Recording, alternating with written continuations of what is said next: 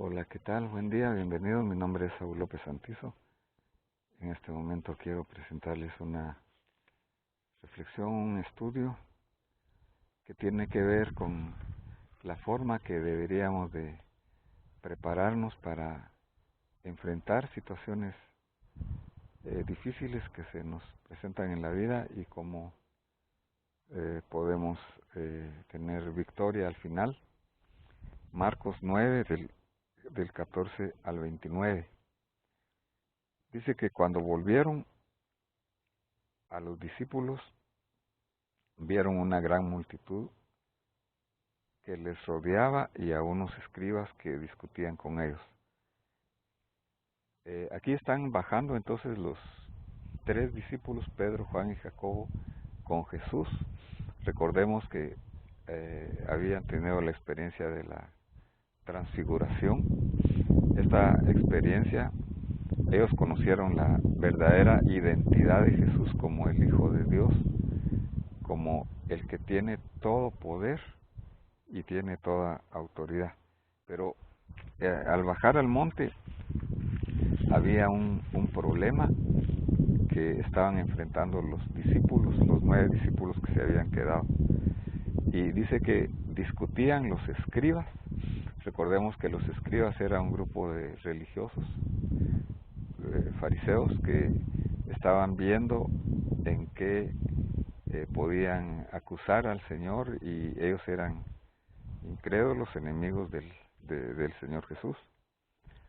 Y dice que enseguida, cuando la multitud vio a Jesús, quedó sorprendida y corriendo hacia él le saludaban. Él venía de la transfiguración, con esa gloria, esa presencia divina, y él les pregunta a los discípulos: ¿qué discutís con ellos?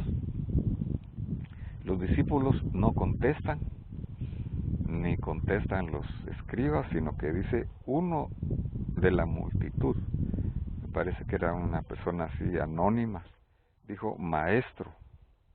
Otro pasaje paralelo de Mateo dice: Señor, te traje a mi hijo que tiene un espíritu mudo, y empieza él aquí a contarles la historia. Siempre que se apodera de él lo derriba, echa espumarajos, cruje los dientes, se va consumiendo. Dije a tus discípulos que lo expulsaran, pero no pudieron. Aquí está la dificultad que tuvieron los discípulos de poder liberar a este muchacho, a pesar de que ellos habían tenido experiencias anteriores de sanidades, de liberaciones, habían tenido la delegación de hacer esto por Jesús. Entonces vamos a ver cuál fue la respuesta de Jesús. Jesús, molesto, les dice aquí: oh generación incrédula. Y Lucas 9:41 agrega: y perversa, generación incrédula y perversa, ¿hasta cuándo estaré con vosotros? ¿Hasta cuándo os tendré que soportar? Entonces Jesús espera que los que tengamos o tengan que recibir algo, crean.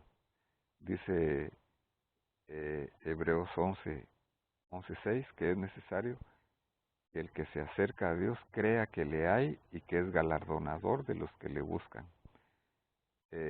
La fe entonces agrada a Dios, la incredulidad desagrada a Dios. Entonces traédmelo.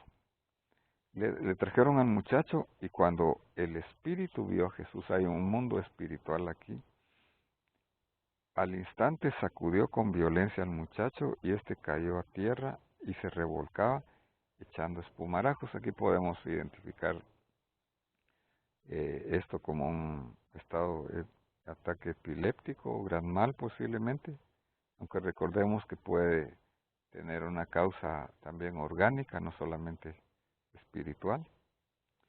Y entonces Jesús le pregunta al Padre. Jesús no se dirige al muchacho, sino que a los padres. Esto es importante. ¿Cuánto tiempo hace que le sucede esto? Y él respondió: desde su niñez. Entonces, desde la niñez, nosotros tenemos que proteger a nuestros hijos y tenemos que cerrarle todas puertas al enemigo y exponerlos al Señor, que conozcan al Señor, que sean llenos del Espíritu Santo desde pequeños. Y entonces dice el Padre aquí muchas veces, lo ha echado en el fuego, también en el agua para destruirlo. Sabemos que el enemigo ha venido para robar, matar y destruir, pero Jesucristo ha venido para que tengamos vida y vida en abundancia. Pero si puedes hacer algo, le dice este hombre al Señor, con algo, ahí sí que de duda, ten misericordia de nosotros y ayúdanos. Entonces la misericordia, Él está apelando aquí a su misericordia. Jesús hace las cosas por compasión, por misericordia y por amor, no por méritos. Y Jesús le dice, ¿cómo que si tú puedes? Todas las cosas son posibles para el que cree. Aquí vemos la importancia entonces de creer, y la fe se enfoca en lo que Jesús es. La fe se enfoca en nosotros, nos debemos de enfocar en la obra que Jesús hizo en la cruz del Calvario. Él resucitó, Él tiene un nombre sobre todo nombre, no en nosotros sino en Él. Al instante el padre del muchacho gritó. Otro texto, otra versión dice, gritó con lágrimas, creo, ayúdame en mi incredulidad. Este hombre tenía fe, pero no era suficiente por el fracaso que había tenido sus discípulos anteriormente, pero por lo menos tenía sinceridad.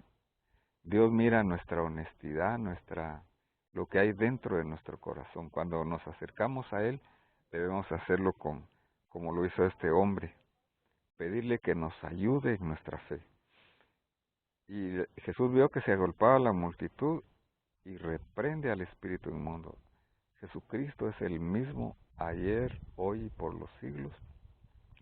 Ahora Él nos ha dejado su nombre, el nombre de Jesús, que significa salvación, significa liberación, preservación, protección y gracia. Él le dice, espíritu mudo y sordo, yo te ordeno, aquí hay una autoridad, sal de él y no vuelvas a entrar en él. Y después de gritar y de sacudirlo con terribles convulsiones, salió. Y el muchacho, dice, quedó como muerto, tanto que la mayoría de ellos decían, está muerto. Pero Jesús, tomándole de la mano, lo levantó y él se puso en pie. Entonces aquí vemos una liberación de un muchacho que el Señor requirió fe en lo que Él es, en lo que es Jesús. Y la última pregunta que le hicieron los discípulos nos va a dar una enseñanza a nosotros también como discípulos que somos del Señor. Cuando Jesús estaba en la casa, sus discípulos le preguntaron en privado, ¿por qué nosotros no pudimos echarlo fuera? Aquí hay una lección entonces. Y entonces Jesús le dice, bueno, ya les había dicho que es por la incredulidad, pero dice, esta clase con nada puede salir, sino con oración. Aquí vemos entonces de que es importante la oración. Los discípulos que habían subido al monte, ellos habían tenido oración. Los que estaban abajo no habían tenido esta experiencia de tener comunión con el Señor. ¿Por qué la oración? La oración lo que hace entonces es básicamente una relación con Dios, es comunión con el Señor, y al tener comunión con Él lo conocemos tal y como Él es, y eso nos da seguridad, nos da confianza, número uno, y número dos, nos llena del poder del Espíritu Santo. Dice que cuando hay liberaciones, el reino de los cielos se manifiesta, el poder del nombre de Jesús. Entonces, en nuestra vida necesitamos una vida de oración, necesitamos decidirnos por tener el hábito de la oración, pero una oración que sea de comunión con el Señor Necesitamos, en lugar de discutir o de razonar, tener fe. Necesitamos en nuestra oración hacer como este padre de familia que tuvo la sinceridad de decirle al Señor, creo, ayuda a mi incredulidad. Y necesitamos entonces saber que a Dios le agrada la fe. Todas las cosas son posibles para el que cree. ¿Cuál es tu necesidad? Tú puedes ponerla delante del Señor y confiar que la palabra de Dios es la verdad, confiar que las promesas de Dios son fieles y verdaderas. Jesucristo dijo, yo soy el camino, la verdad y la vida. El Espíritu Santo nos guía a toda verdad. El Espíritu Santo es el Espíritu de verdad y nos ayuda en todo. Que Dios te bendiga en este momento. Espero que sea de bendición esta reflexión, este estudio. Deseo que lo puedas escuchar otra vez, compartirlo si lo deseas. Te invito a escuchar los anteriores, videos anteriores y seguirnos. Si quieres, si alguien no se ha inscrito, te invito a que te inscribas haciéndole un clic a la campanita para recibir notificaciones. Amén.